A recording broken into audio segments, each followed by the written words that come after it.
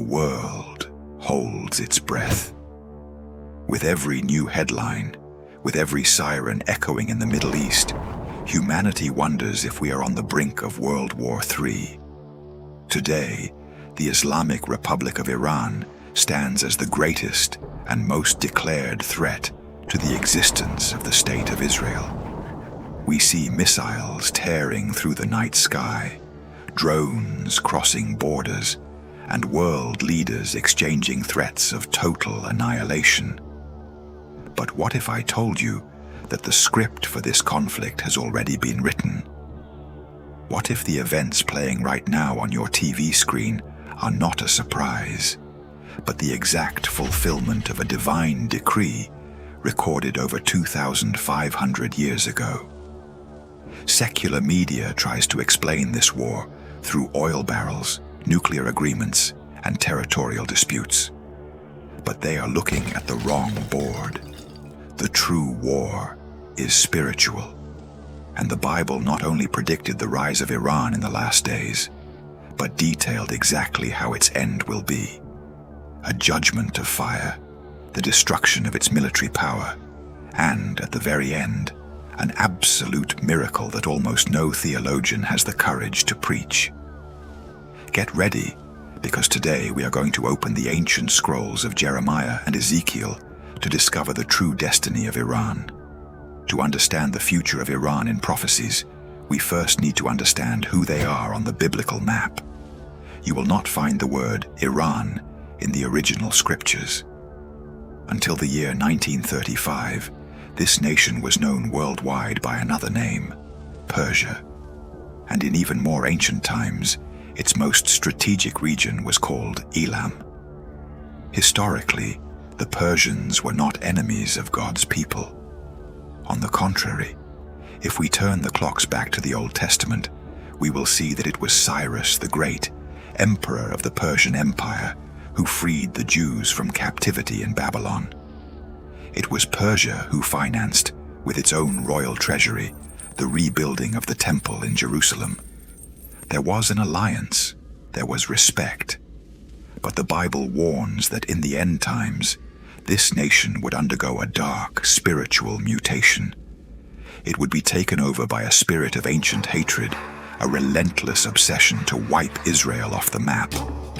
And this is exactly the scenario we are witnessing come to life in recent decades. The prophet Jeremiah, in chapter 49 of his book, delivers a terrifying and surgical prophecy. God declares through the prophet, "Behold, I will break the bow of Elam, the mainstay of their might." Stop and pay close attention to this geographical detail, because it will give you chills. Elam was the province located in the far west of modern-day Iran. Today, this exact region houses something that keeps world leaders awake at night: the provinces of Khuzestan and Bushehr. Do you know what is there right now? The backbone of the Iranian nuclear program, the atomic plants, and the largest underground missile launch bases. In antiquity, the bow was the long-distance weapon. It was the most lethal military technology that existed, capable of hitting the enemy from kilometers away.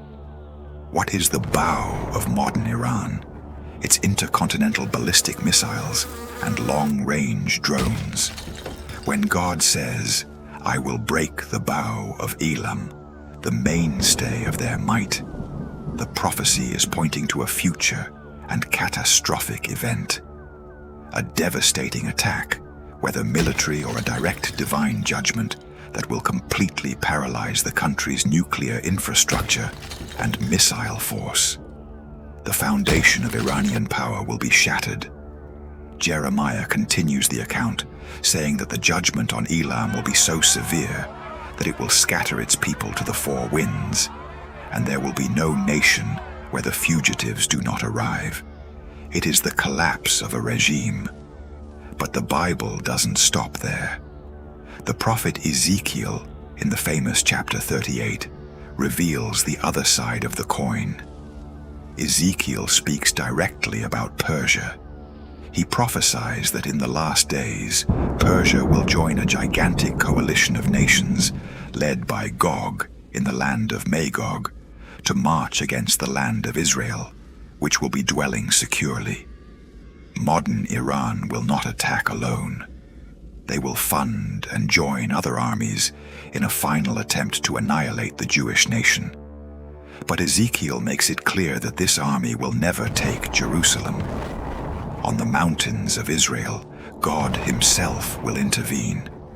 It won't just be the Iron Dome defense system that brings them down. The prophecy describes a colossal earthquake, torrential rain, hailstones, fire, and brimstone falling on the invading troops. The defeat will be so absolute that the armies will panic and fight among themselves. Persia, as a military and political force, will meet its end on the battlefield of divine judgment. But here we reach the greatest mystery of all, the blind spot of the prophecy that mainstream media and war analysts ignore. The destiny of Iran is not just death and destruction.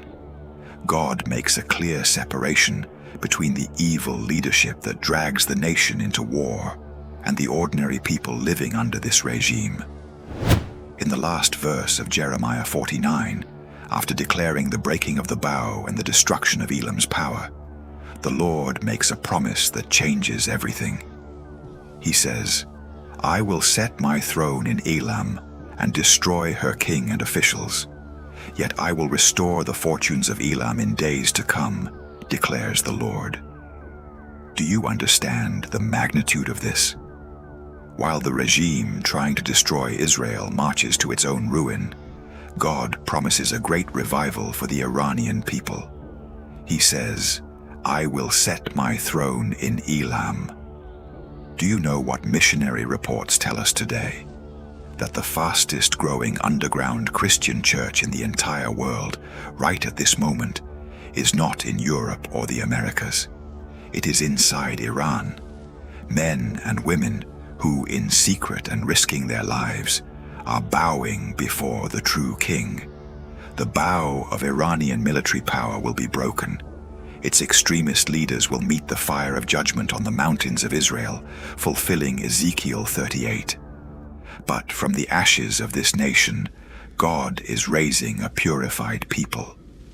Persia, which once freed the Jews through King Cyrus, will know true liberation through the King of Kings. The throne of God will be established among them. The events we see in the newspapers are not the end of the world. They are just the hands of God's prophetic clock, turning at the exact time. And we have the privilege and responsibility of living in the generation that is watching the pages of the Bible be fulfilled before our eyes. And you? Do you believe that the event that will permanently break Iran's military and nuclear power is already at the doors?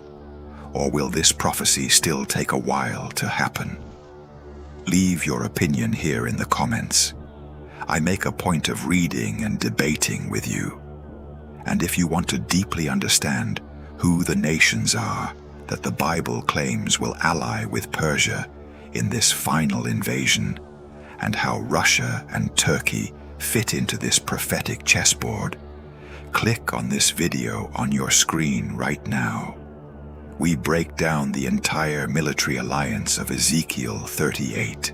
May divine wisdom guide your steps. See you in the next documentary.